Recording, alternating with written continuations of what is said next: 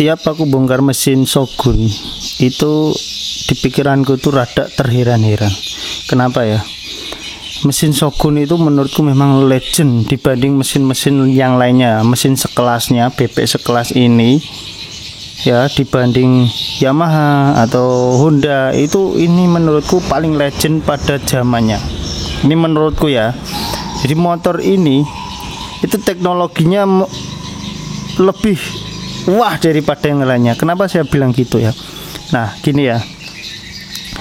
Pada zaman itu motor ini itu sudah luar biasa sekali.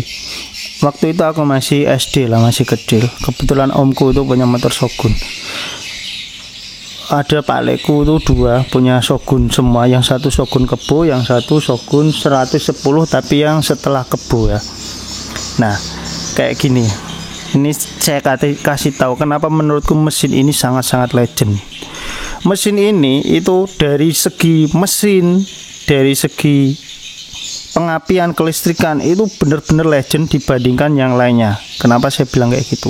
Nah, ini di saat sekarang ya, di saat era sekarang, bagian kopling motor ya, dari Jupiter, mulai Jupiter Z-New atau Jupiter salib orang bilang, atau Jupiter robot orang bilang ya, terus sampai Vega ZR, sampai Jupiter Z1, itu kan kalau kita pikir-pikir dari 2010 ke atas dia mulai menerapkan kopling tanpa pegas, tanpa per. Nah, kopling yang menggunakan plat. Shogun ini dari zaman 9 berapa ya, Shogun pertama 95 lah, itu dia sudah menggunakan pegas. Walaupun banyak yang bilang teknologi ini itu enggak efektif, tapi kenyataan di motor Shogun ini lebih duluan teknologinya ini dibandingkan yang saya sebutkan barusan. Contoh di Honda aja lah, di Honda itu munculnya teknologi kayak gini mulai dipasarkan lah ya, yang saya tahu di Indonesia itu dari generasi Revo Absolute sampai yang sekarang lah ya, Revo F injeksi sekarang yang menggunakan teknologi seperti ini. Dan Revo Absolute itu ya kisaran tahunnya ya 2008an lah, 2007-2008 baru muncul, terus diikuti oleh Yamaha di 2010-an lah, 2010-11. Shogun dari 95 dia udah menggunakan teknologi seperti ini ya.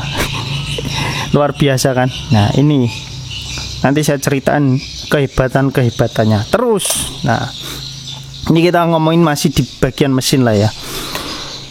Nah, si Shogun ini ketika si Yamaha menggemborkan teknologi mesin balap dari Jupiter, dari ya Jupiter MX dan lain-lain. Sebenarnya teman-teman mekanik kalau tahu teknologi mesin balap dari Yamaha itu apa sih? Teknologi yang dimaksud teknologi mesin balap itu dari apanya? Kalau teman-teman tahu silahkan komentar. Apakah dari CDI-nya, apakah dari konstruksi mesinnya, atau dari oil jet-nya dan lain-lain. Oil jet di Yamaha itu munculnya tahun berapa ya? Kalau nggak salah itu dari Jupiter Z lah ya munculnya. Sedangkan di Honda itu Honda Karisma ya, itu 2003 atau 2004 itu sudah mulai, dan bisa dibilang pada saat itu Honda Karisma itu levelnya itu agak di atas karena dia awal-awal 125, yang lainnya masih 110. Bisa dibilangkan kayak gitu. Istilahnya kayak level Honda itu yang agak mahalan dikit pada saat itu, yang menggunakan oil jet. Setelah itu masih ada Revo yang masih biasa-biasa aja tanpa oil jet. Terus di 2008-2007 ya ada Revo Absolute dan lain-lain, itu sudah mulai muncul teknologi oil jet yang lainnya. Di Suzuki Shogun ini, apakah Anda berpikir kalau Suzuki Shogun ini sudah menggunakan teknologi oil jet?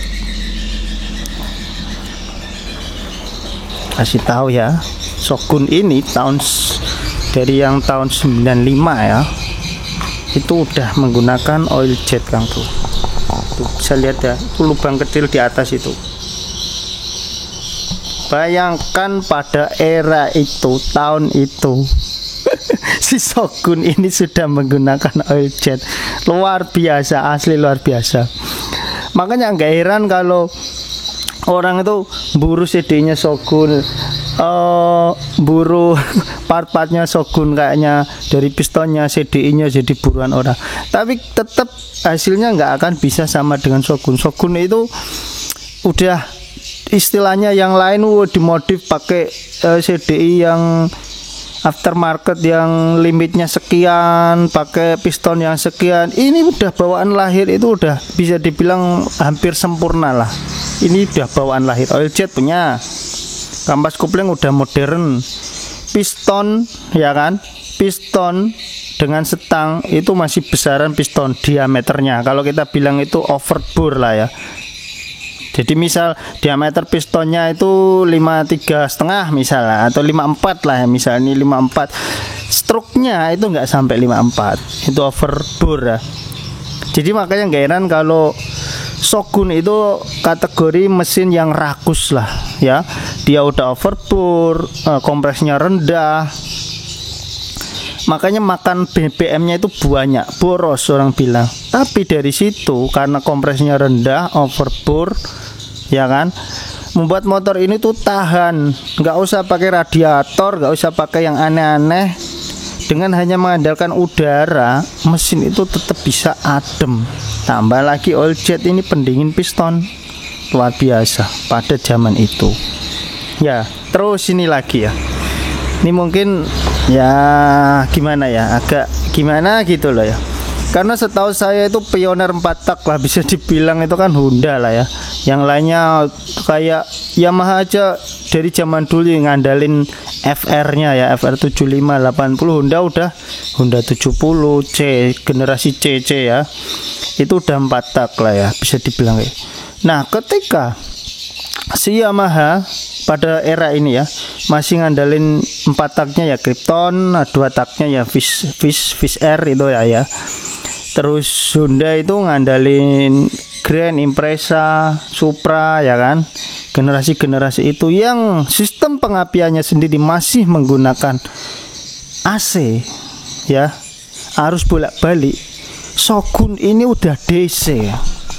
Sepul ini udah DC. Istilahnya kalau zaman sekarang tuh yang lainnya DC, full DC, dia udah full wave. Wah, istilahnya kayak gitu. Udah duluin lah kayak gitulah. Yang lainnya masih AC. Supra itu sampai tahun berapa dia masih menggunakan pengapian AC. Revo itu 2007 lah kalau nggak salah, terakhir Revo 2000, Revo Lancip itu masih menggunakan AC. Yamaha itu dari Fish RRX King yang sampai tahun berapa itu Vega itu masih AC. Ini dari tahun segitu udah DC. Dan teman-teman tahu sendiri kan CD-nya Shogun itu kayak apa. Walaupun banyak yang anak-anak muda sekarang yang nggak tahu, dikiranya motor itu kalau pakai CD Shogun itu enak ya kan. Iya enak, tapi kalau CD-nya ori, kalau CD KW cuman tipe Shogun ya sama aja bohong. Shogun ini kalau motor-motor bebek itu ya limitnya palingan 6.000, 7.000, 8.000 sampai 10.000 udah wah lah, sekelas motor-motor FU yang model-model semi lah ya, motor-motor kayak GTR kayak gitu-gitu yang limitnya sampai bisa tinggi lah sampai 10.000-an gitu. Motor ini limitnya ya Shogun kalau CD orinya itu dia bisa limit sampai 13.000-an lebih. Nah isunya orang kan Shogun no limit lah, sebenarnya ya tetap ada limitnya. Hanya limitnya kalau kita bandingkan motor dulu 7.000 rpm, Shogun itu 13.000 rpm, 2 kali lipat Bu. Bayangkan 2 kali lipat. Dan saya meyakini setiap motor yang berani menggunakan CDI dengan limit-limit tinggi, saya pastikan motor itu dari konstruksi mesinnya, dari bahan baku mesinnya, itu pasti mesin-mesin jos. Kalau saya bukan jelek-jelekan, kalau misal kayak Supra lah, anggaplah ya, Supra dengan pistonnya Supra yang apa adanya kayak gitu, stangnya Supra dibikin limit sampai 13.000, saya yakin belum sampai 13.000 10.000 udah rontok pasti mesinnya. Shogun ini berani sampai 13.000, apa enggak gila pada zaman itu.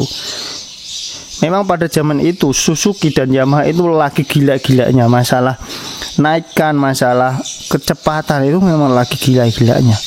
Secara suspensi aja Shogun Kebo itu, mbah saya kan punya Shogun Kebo itu nyaman sekali, empuk, enak sekali.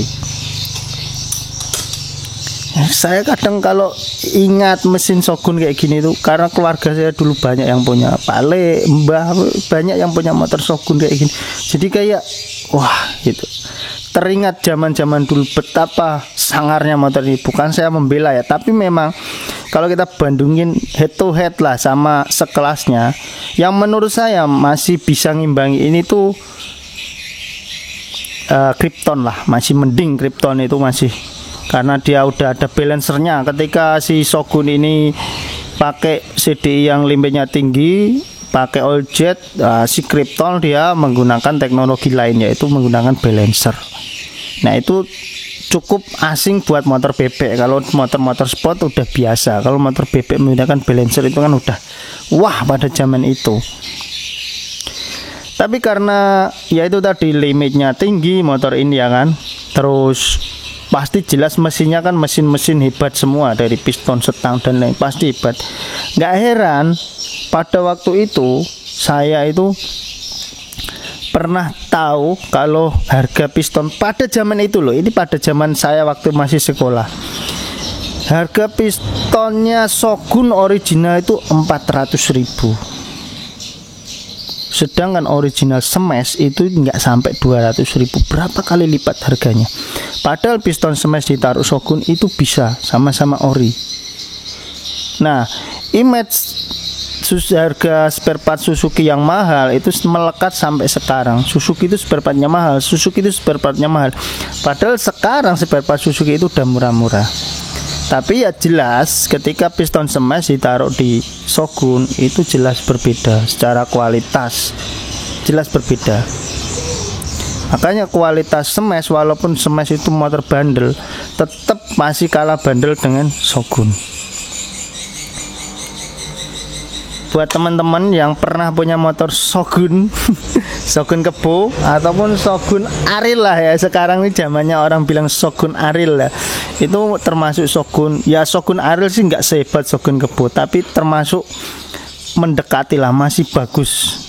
Silakan komentar pengalamannya gimana saat punya Shogun itu, apa aja yang membuat motor ini rewel dan lain. Kalau menurutku sih kekurangannya yaitu motor ini boros, partnya mahal memang itu ya, ada harga ada rupa memang ya, itu menurutku.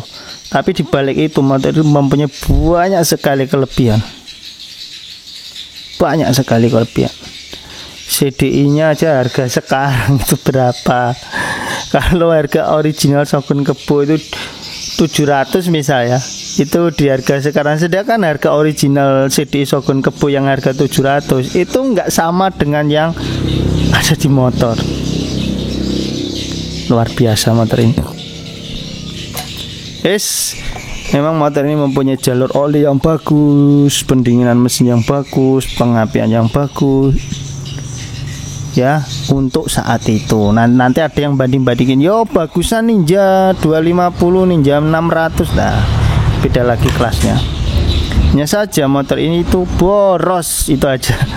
Dia untuk CDI nya nggak ada variabelnya lah, istilahnya timingnya ya terbatas ya, RPM bawah, RPM atas gitu-gitu aja. Hanya saja RPM atas itu sangat-sangat nusuk ya, karena RPM nya tinggi didukung dengan mesin yang kuat.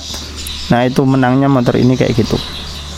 Nah kalau motor-motor era sekarang untuk timing pengapian itu variasinya itu sangat banyak sekali. Jadi BBM itu bisa dikontrol lah ya untuk sekarang. Tapi kalau naikkan top speed dan lain-lain ya nggak bisa dibandingkan dengan si tua bangka ini. Ada lagi satu yang hampir kelewatan, yaitu ini.